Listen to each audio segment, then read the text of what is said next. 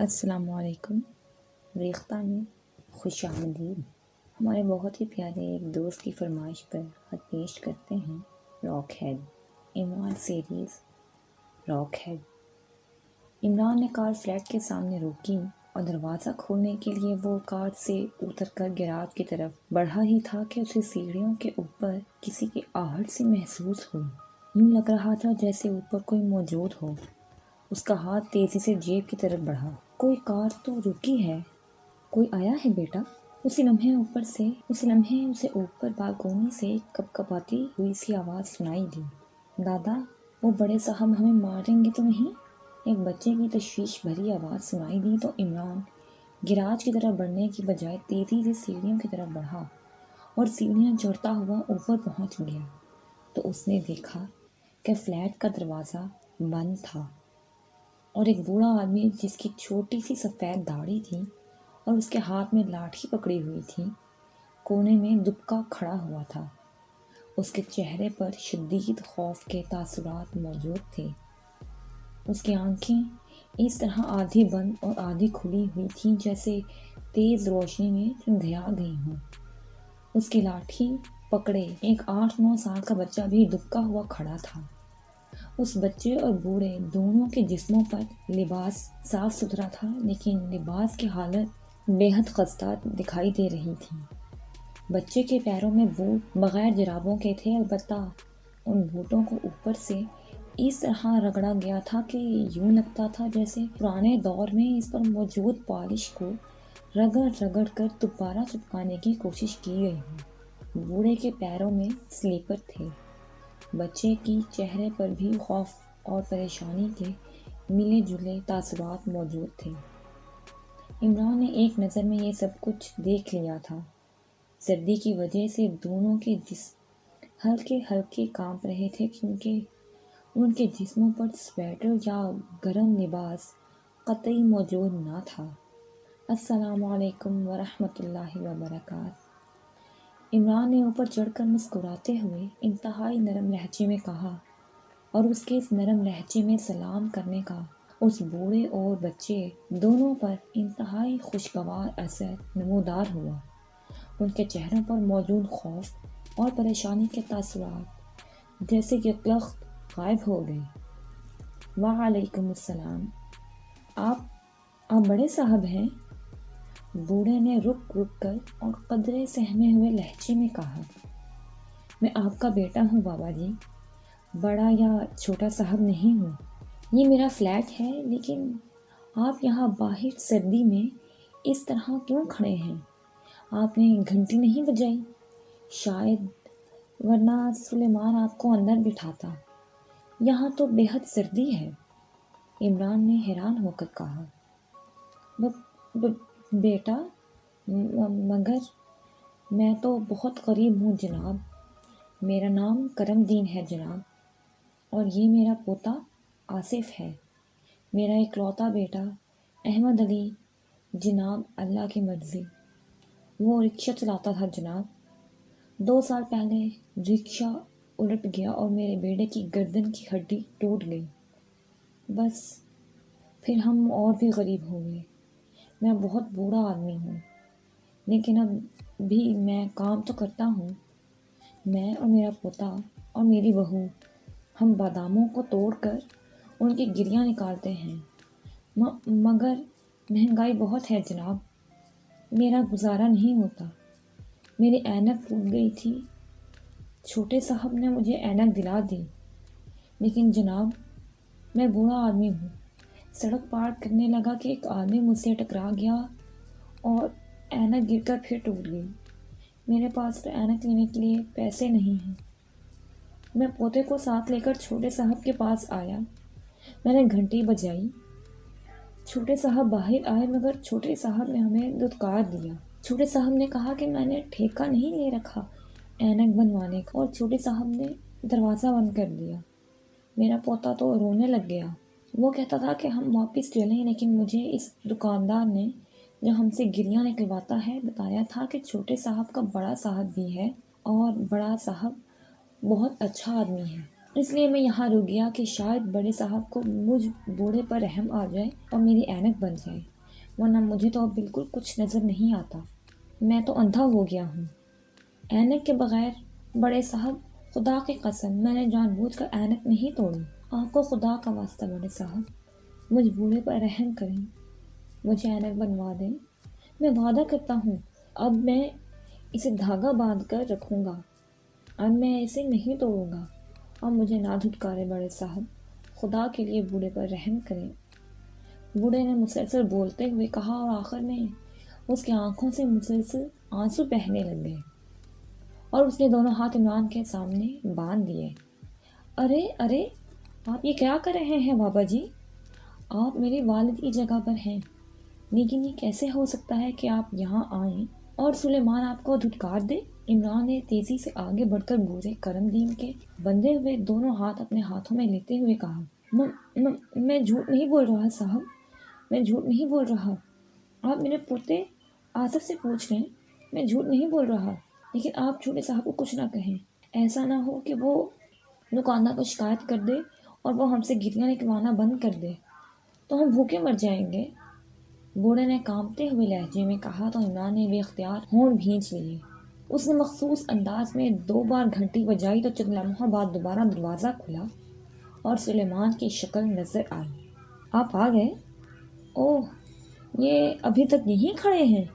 سلیمان نے عمران اور اس بوڑھے بچے کو دیکھتے ہوئے کہا، تم نے انہیں دھتکار دیا ہے، اس قدر شدید سردی میں انہیں باہر کھڑے رکھا ہے؟ عمران نے انتہائی سرد لہجے میں کہا، وہ دراصل میں نے اسے اینک دلا دی تھی مگر اس نے توڑ ڈالی۔ وہ عمران کے لہجے اور چہرے پر ابھرے آنے والے تاثرات دیکھ کر سلیمان نے بری طرح گھبراتے ہوئے کہا، تم سے بعد میں بات ہوگی، میں انہیں ساتھ لے کر جا رہا ہوں۔ عمران نے غراتے ہوئے لہجے میں کہا اور پھر بوڑھے کرمدین سے مخاطب ہو گیا، آؤ بابا، آؤ میرے ساتھ، میں آپ کو اینک دلا دوں۔ عمران نے بوڑھے کا بازو پکڑ کر اسے سیڑھیوں کی طرف لے جاتے ہوئے کہا، اللہ آپ کو جزا دے بڑے صاحب، آپ کی آنکھوں کا نور سلامت رکھے گا بڑے صاحب۔ بوڑھے نے مسرت سے کانپتے ہوئے لہجے میں کہا، مجھے آپ بیٹا کہیں گے، بڑے صاحب نہیں، ورنہ میں آپ سے ناراض ہو جاؤں گا۔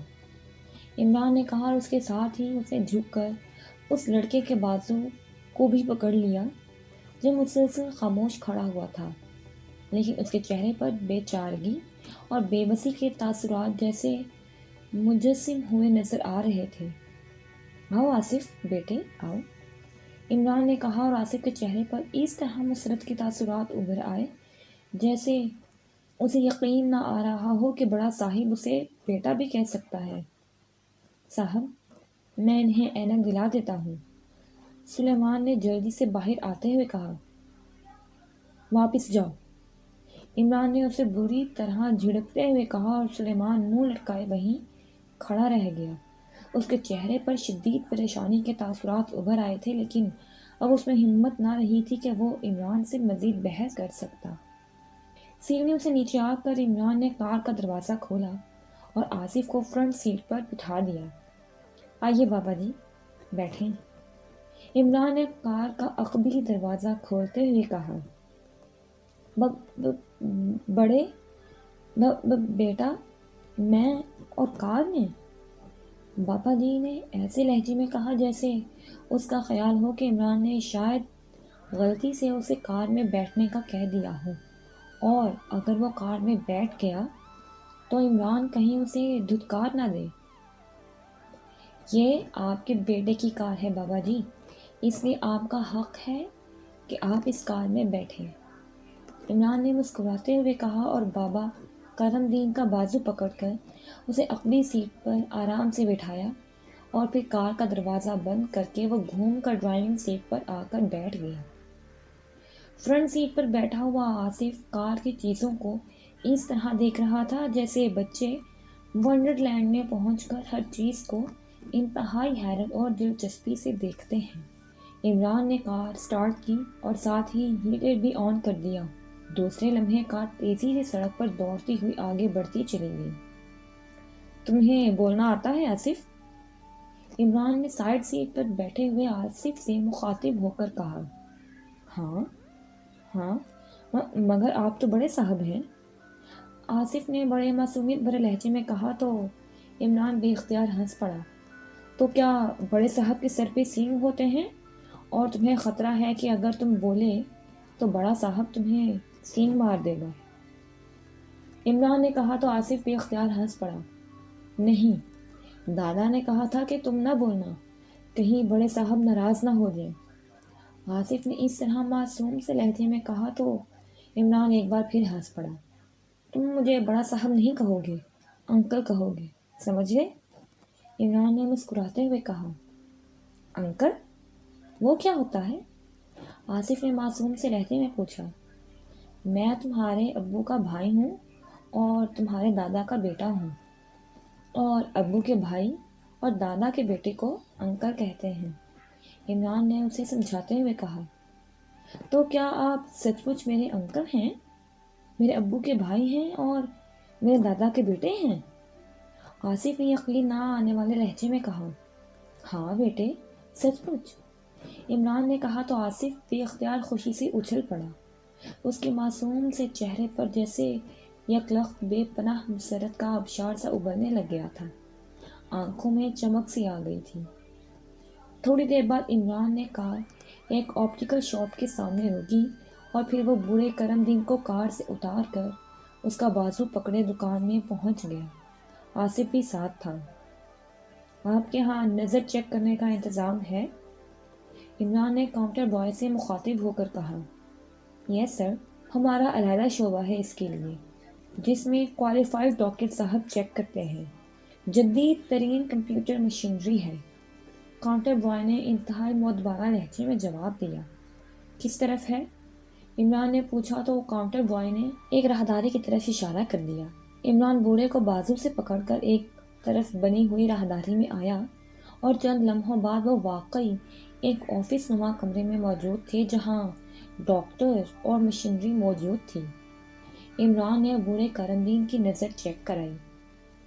بڑھاپے کی وجہ سے نظر خاصی کمزور ہے جناب، لیکن بابا جی کی آنکھ میں کوئی بیماری نہیں ہے، حالانکہ اس عمر میں اکثر پیچیدہ بیماریاں آنکھوں میں پیدا ہو جاتی ہیں۔ ڈاکٹر نے بابا کرم دین کا کارڈ بناتے ہوئے عمران سے کہا۔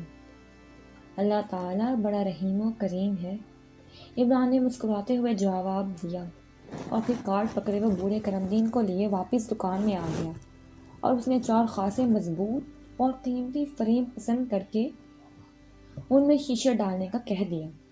تھوڑی دیر بعد 4 اینکیں تیار ہو گئیں تو ایک اینک عمران نے بابا کرم دین کو پہنائی تو بابا کرم دین اس طرح خوش ہو گیا جیسے کسی اندھے کو اچانک نظر آنے لگ جائے تو اس کا چہرہ مسرت سے کھل اٹھتا ہے۔